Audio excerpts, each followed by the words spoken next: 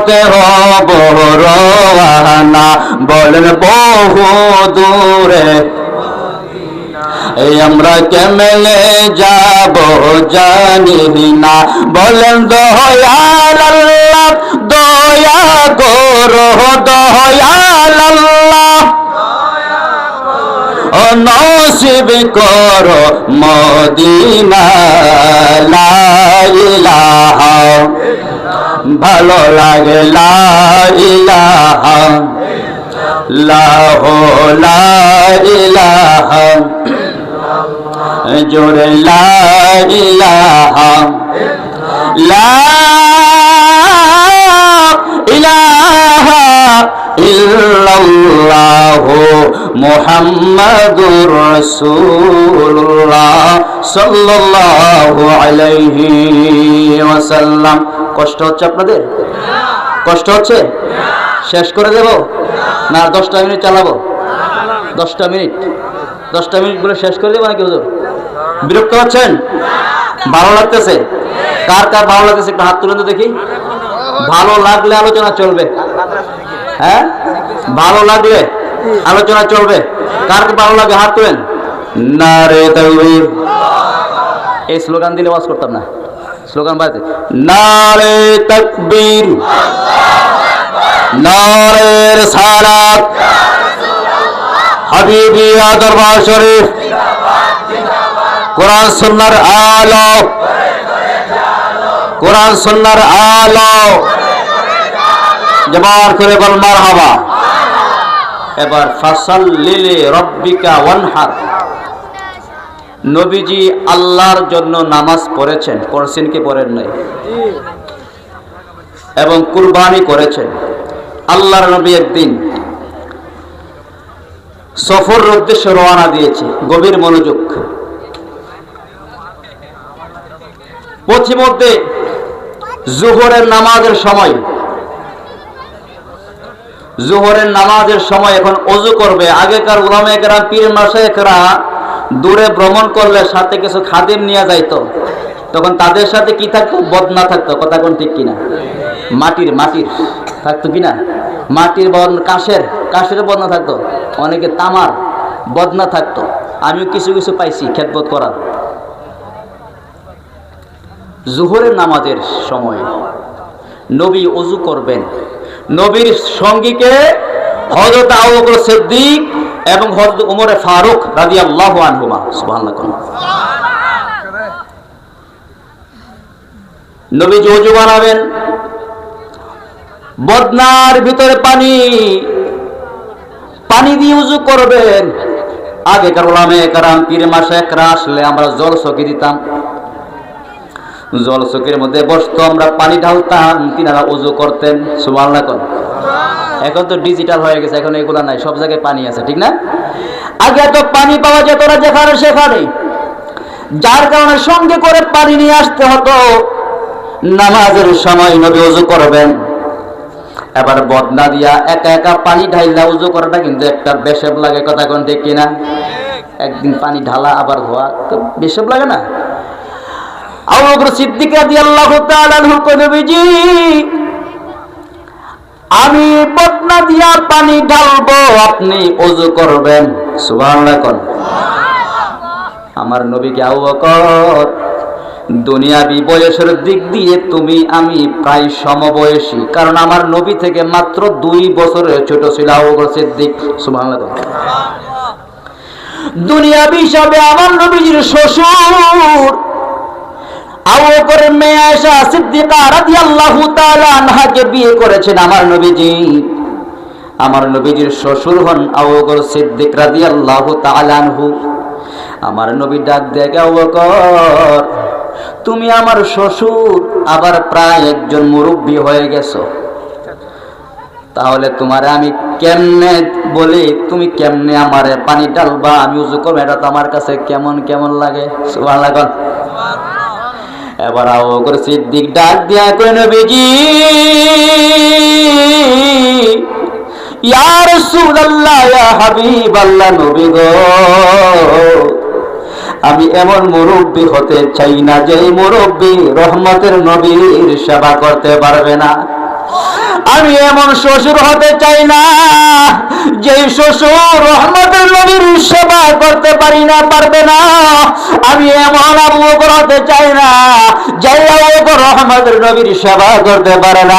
নবী গো, আপনি পারমিশন দেন, আমি পানি ঢালবো আর আপনি সুন্দর করে ওযু বানাইবেন।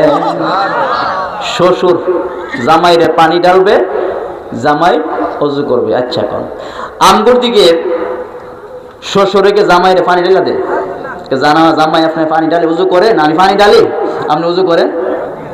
আমাদের দিকে মেয়ের জামাইরে জামাই কয়া ডাক দেয়, কি কন নাকি? আপনাদের কি কয়? জামাই। সিলেটে কেউ দামান, সিলেট অঞ্চলে কি কয়? দামান। আমগুর ব্রাহ্মণ বাড়িতে বলে কি? জামাই। ইতিহাস এবং হাদিসের কোন জায়গায় পাবেন না হযরতে আবু বকর সিদ্দিক রাদিয়াল্লাহু তাআলা আনহু শ্বশুর হইয়া জীবনে কোনদিন নবীর জামাই কয়া ডাক দিছে। সুবহানাল্লাহ। যখনই ডাক দিছে বলছে, আমার আব্বা আম্মা আপনার কদমে কুরবান হোক ইয়া রাসূলুল্লাহ। এই জিনিসটা কি হবে? সুবহানাল্লাহ। যখনই ডাক দিছে ইয়া রাসূলুল্লাহ বলে বলে ডাক দিয়েছে। সুবহানাল্লাহ। শ্বশুর জামাই। আবু বকর ডাক দিয়ে কই, নবীজি আপনি পারমিশন দেন, অনুমতি দেন, আমি পানি ঢালবো। আমার নবী কি ঠিক আছে, বারবার যে তোমাকে রিকোয়েস্ট করতেছো বলতেছো, ঠিক আছে অনুমতি দিলাম। দেখেন আমাদের দেশে জামাই যদি শ্বশুর যদি তুমি তুমি কইরা ডাকে, কি অবস্থা হতো? বলে বেয়াদবের ঘরে আমার ভাত আমার মায়ের খাওয়াইতাম না। বলে ঠিক কিনা কোন? আপনার শ্বশুরে কি তুমি তুমি করে ডাকেন নাকি? আমরা ডাকি না। আমার নবীর শ্বশুর জামাই সম্পর্কটা একটু ব্যতিক্রম না? আর দুনিয়াবি হিসাবে শ্বশুর জামাই হলে কি হবে? হাকিকতে তো আমার নবী রহমাতুল লিল আলামিন। আমার নবী ডাক দিয়ে কেউ আবার নাম ধরে ডাকে। সুবহানাল্লাহ। আমরা তো শ্বশুরের নাম ধরে ডাকি, থাকবো নি মায়া?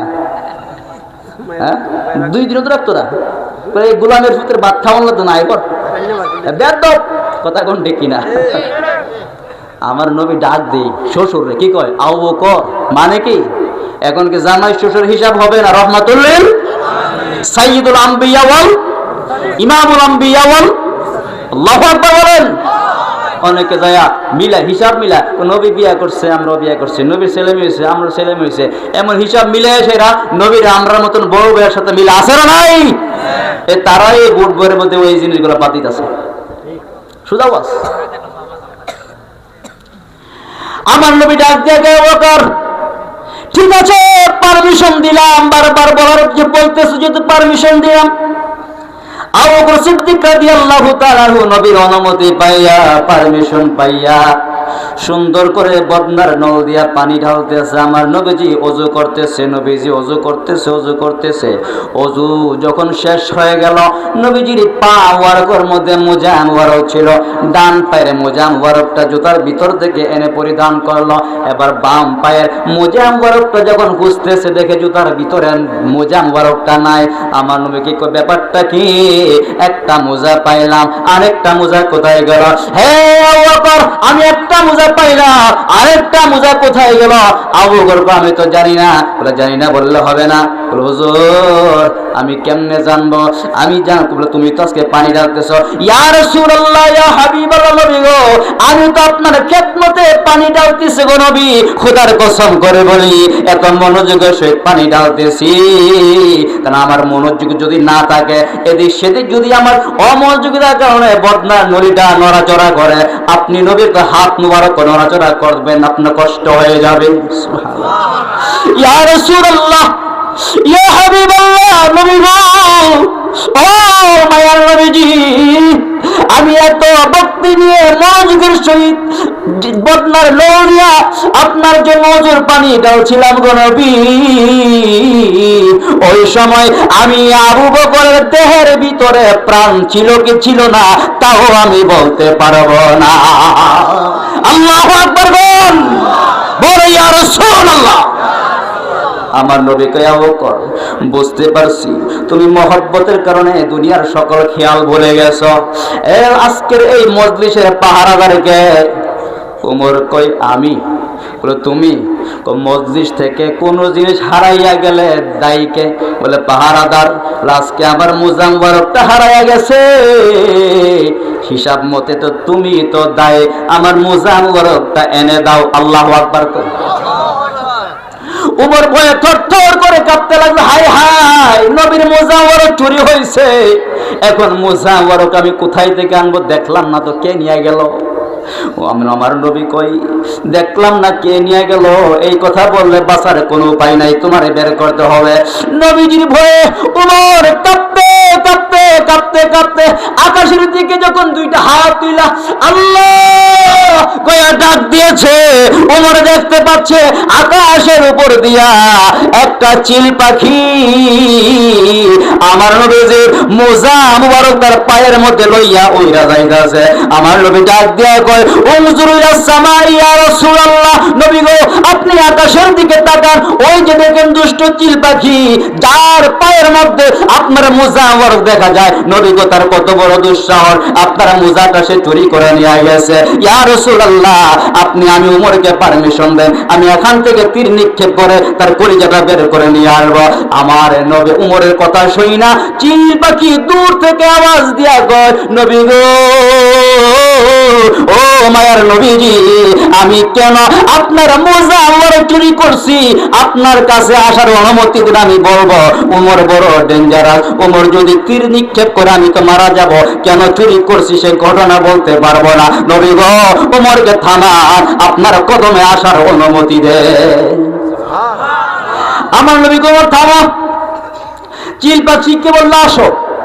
চিল পাখি দৌড়ায় আয়সা নবীর কাছে কই, ইয়া রাসূলুল্লাহ ইয়া হাবিবাল্লাহ, নবী গো আমি যখন আকাশ দিয়ে উড়ে যাচ্ছিলাম হঠাৎ করে দেখলাম জমিন থেকে একটা নূরের পর্দা আসমান পর্যন্ত লেগে আছে, আমার যাওয়ার রাস্তাটা প্রায় বন্ধ অবস্থায় হয়ে গেছে, এত নূরের তীব্রতা। নবীজি গো ওই নূরের জালওয়া যখন আমি চিল পাখির চোখের উপরে পড়লো, খোদার কসম করে বলি আমি চিন্তা করলাম ওই নূর এত পাওয়ারশীল নূর কোথায় থেকে আসলো। আমি চিল পাখি যখন জমিনের দিকে তাকাইলাম, নিচের দিকে তাকাইলাম, দেখতে পাইলাম ওই নূর অন্য কোথাও থেকে আসে না। আপনি রহমতের নবী যে ওযু করতেছে, আপনার চেহারা মোবারক থেকে আপনার হাত মোবারক থেকে ওযুর পানি যে জমিনে পড়ছে, ওই ওযুর পানি থেকে নূর বের হইয়া খোদার আসমান পর্যন্ত লেগে আছে। আল্লাহু আকবার কোন। ইয়া রাসূলুল্লাহ নবীজি সেই নূরের জালওয়া আমি চিল পাখির চোখে পড়ার সাথে সাথে আমি যখন জমিনের দিকে নিচের দিকে যখন নজর দিলাম, খোদার কসম করে বলি আর তাহতা সারা পর্যন্ত কি আছে না আছে আমি চিল পাখি সবকিছু দেখতে পাইলাম। উপরের দিকে যখন নজর দিলাম, সপ্তম আসমান পার হইয়া সিদরাতুল মুনতাহা পারে দিয়ে আরশে আজিম পর্যন্ত দেখতে পেয়েছি। আল্লাহু আকবার কোন।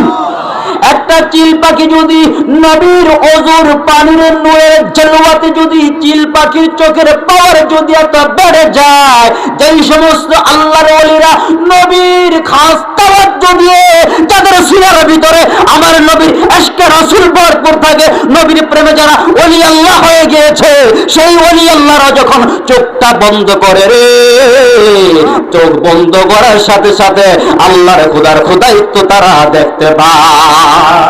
আল্লাহু আকবার বলেন। চরগুয়ালি সোনারগাঁ নারায়ণগঞ্জের বন্ধুরা, ওই চিল পাখি আইসা কই, নবী গো আমি ভালো করে যখন খেয়াল করলাম দেখতে পাইলাম আপনার একটা মুজা মুবারকের ভিতরে একটা কাল সাপ, দুষ্ট সাপ ঢুইকা পড়ছে। আপনি যখন মোজা পরিধান করতে যাবেন সে আপনাকে দংশন করবেন। আল্লাহু আকবার। আমি চিল পাখি চিন্তা করলাম, আপনি তো শুধু আবু বকরের নবী না, আপনি শুধু ওমরের নবী না, আপনি শুধু মানুষের নবী না, আপনি তো জিন ইনসান হুর গিলমান কুল কায়নাতের নবী। এমনকি আমি চিল পাখির নবী, আমি চিল পাখির জীবন থাকবে আপনাকে দংশন করবে, আমি তা হতে দেব না, হতে দেব না, হতে দেব না। এই জন্য নিজের জীবনের চিন্তা না কইরা উপর থেকে একটা ঝুমাই রাইসা মুজাফফরকে আমি উপরে নিয়ে গেছে। উপরে নিয়ে আমি আমার দুইটা পা দিয়া এবং ঠোঁট দিয়া ঠুকরাইয়া ঠুকরাইয়া এই কালসাপটাকে আমি মেরে ফেলেছি। নবীকে যদি বিশ্বাস না হয়, মুজাফফরের ভিতরে দেখুন মরা কালসাপটা আছে। জবান খুলে কন্যা আল্লাহু আকবার। চিল পাখি নবীর প্রেমে কত বিভোর, আর আমরা একটু যদি নবীর শান মান কইতাম চাই, চতুর্দিক দিয়ে বেদাত বেদাত বেদাত, তিনটা বলি কমন, বেদাত শিরিক হারাম। কথা কোন ঠিক কিনা? বেদাত শিরিক, কথা কোন না, বেদাত শিরিক।